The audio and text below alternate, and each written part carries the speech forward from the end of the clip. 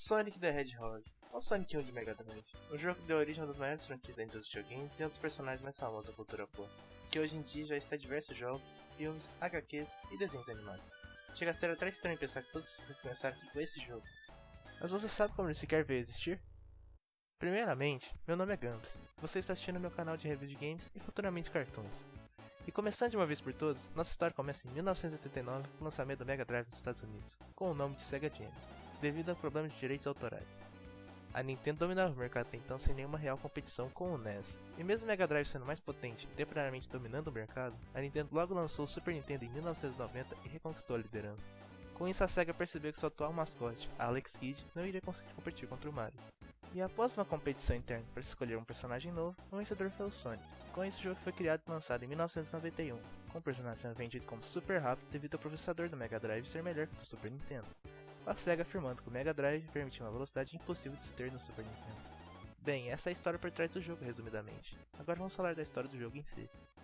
De acordo com o manual japonês do jogo, que é o canônico, pois o manual estadunidense é uma bagunça, o jogo se passa em um local chamado South Island, ou em português, Ilha do Sul, que é uma ilha em constante movimento pelo mar. Tudo começa quando o Dr. Eggman chega à ilha à procura dos Esmeraldas do Caos, que os rumores dizem ser responsáveis por fazer a ilha se mover, tendo assim um grande poder que é capaz de energizar armas nucleares. Com isso, o Dr. Eggman pretende achar esmeraldas e constrói uma enorme fortaleza na ilha. Até que Sonic fica sabendo dos planos do Doutor e vai até a ilha para impedi-lo. Porém, ao chegar lá, ele logo percebe que todos os animais da ilha foram transformados em robôs, e então o objetivo dele é salvar os animais, coletar as esmeraldas antes do Eggman derrotar o mesmo. Sendo um jogo de Mega Drive, Sonic 1 demorou 1 hora e 20 minutos para zerar, tendo 6 zonas com 3 atos cada, totalizando 18 fases no total, e eu vou falar sobre cada mundo agora. A primeira zona é a famosa Green Hill Zone, e é uma fase divertida com level design que instiga a usufruir a velocidade do Sonic, além de também ser bem bonita. O chefão dessa fase é bem simples, só não ser acertado pela bola gigante, mas é bom para um primeiro chefe. Mas desde a primeira fase se percebe quão prejudicado o jogo fica por não ter um Spin Dash, com partes em que eu tive que voltar à fase e correr de volta para onde eu estava para ter impulso para progredir.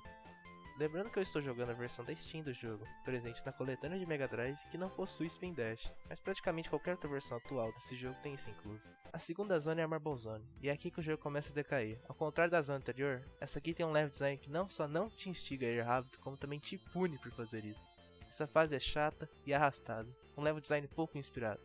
O mesmo se aplica ao visual da fase, tudo é muito igual e sem graça olhar quando você está na área subterrânea, que são os 90% da fase. O pó dessa fase é bem fácil também, mais fácil até que o da anterior na minha opinião. É só acertar ele 2 vezes e pular pro outro lado da tela que você mata ele rapidinho. A próxima zona é a Springard Zone, que é uma fase de cassino, mesmo não parecendo uma. Essa fase é o melhor que a última em tudo praticamente. Mesmo instigando velocidade como a Green Hill, essa fase tem um level design ok. O mesmo vai para o cenário, que é mais interessante, mas falha totalmente em passar a mensagem que se é um cassino já gastei todo o meu 13º. O chefão dessa fase é o primeiro a apresentar algum desafio. Você enfrenta ele em cima desses blocos que ele destrói a cada golpe. Portanto, você precisa tomar cuidado, pois dependendo de quais blocos ele arranca, a luta fica mais difícil, você pode até não conseguir passar a fase. Por isso a minha dica é não deixar sobrando só blocos no extremo esquerdo da tela, pois senão você vai ter que enfrentar ele de novo. Chegamos então na Labyrinth Zone, vulgo a pior fase do jogo inteiro! Essa fase é uma bagunça. Pra começar, é uma fase de água, ou seja, você fica mais dentro da água. Em um jogo que era pra ser vendido como super rápido, e pra melhorar você é obrigado a ficar indo atrás dessas bolhas de ar. Pra ajudar você tem esses inimigos escondidos embaixo do chão, que são super difíceis de se ver. Então nem tente acumular, né, nessa fase também. Mas pelo menos a ambientação dessa fase é melhor que das duas últimas, já que essa aqui consegue demonstrar a temática dela, mas também não é muito interessante. O boss dessa fase também é o pior do jogo, pois é essa perseguição cheia de obstáculos, e do jeito que todas as outras lutas foram, tudo indica que você tem que seguir o Eggman e bater nele 8 vezes. Mas como ele é super rápido, você provavelmente vai morrer tentando fazer isso. Mas o problema de verdade é que você nem precisa fazer isso, é só passar pelos obstáculos antes de morrer afogado.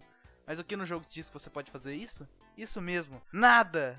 E mesmo depois que você sabe disso, os obstáculos não são divertidos, porque você não pode ficar esperando muito tempo. Mas enfim, pra você ter ideia de quão terrível essa fase é, você deve ter percebido que toda a fase até então ia gradualmente ficando cada vez mais industrializada, com exceção dessa aqui. Bem, acontece que era pra originalmente essa ser a segunda fase do jogo, mas os desenvolvedores acharam ela tão difícil que mudaram pra quarta zona do jogo ao invés de arrumar ela. Pois é, próxima fase. Chegamos finalmente na Starlight Zone, que pelo menos pra mim é a melhor fase desse jogo. Super calma e relaxante, e instiga a velocidade assim como a Green Hill finalmente, com esse belo cenário de fundo. Talvez eu ache essa melhor fase devido à satisfação de finalmente sair da Labyrinth. mas não tira o mérito dessa fase. Leva o design divertido e com um boss bom também, mesmo ele sendo meio fácil você pegar a manha. E por fim temos a Scrap Brain Zone, a segunda pior fase desse jogo. Ora, ela tem seus pontos positivos. O cenário talvez seja mais bonito, os 2 primeiros atos pelo menos, e a música até que é legal, mas é só isso mesmo. O level design só não é pior que o da Labyrinth, o que não é dizer muito sinceramente. Cheio de partes que você ou acerta ou você morre. Isso só pros 2 primeiros atos, porque o ato 3 da Scrap Brain é na verdade a Labyrinth Zone de novo. E isso aconteceu porque os desenvolvedores não conseguiram terminar o terceiro ato antes do jogo lançar, então eles reutilizaram as texturas da Labyrinth. E você achando que só os jogos atuais do Sonic são rushados. Mas enfim, se você tem amor à sua vida, pega esse atalho debaixo da ponte do começo, porque tá praticamente a fase inteira, que sim, é a pior fase do jogo, então de nada por isso. Você chega então na Final Zone, que é só o boss final do jogo mesmo, que você é obrigado a enfrentar 100 anéis, e bem, ou ele vai ser um inferno, ou ele vai ser só chato mesmo. A estratégia é ficar no canto direito da tela, que é o único lugar que não dá pra ser esmagado, e eu tenho as minhas dúvidas se é proposital ou se deixarei sem querer pela falta de tempo. Vá pro meio para desviar das bolas de energia e repita isso que você ganha. E com isso é Sonic 1 finalizado, com você tendo um final bom ou ruim dependendo se você coletar os esmeraldas do caos ou não. Eu não falei delas durante a review porque elas são bem inúteis.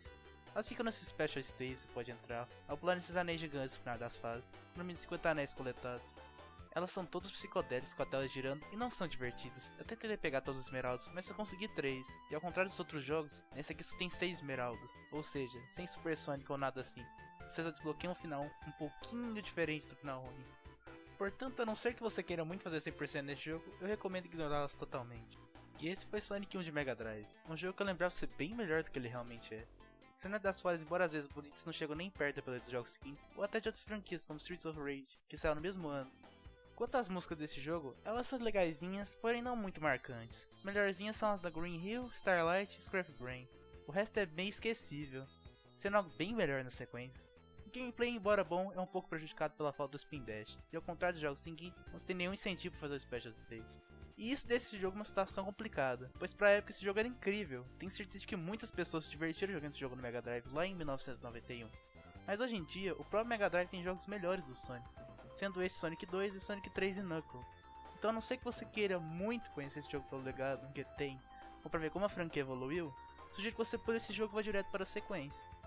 Pois só a Green Hill e a Starlight são realmente boas. A Spring Yard é mediana, a Marble Zone é entediante e a Scrap Brain e principalmente a Labyrinth são frustrantes.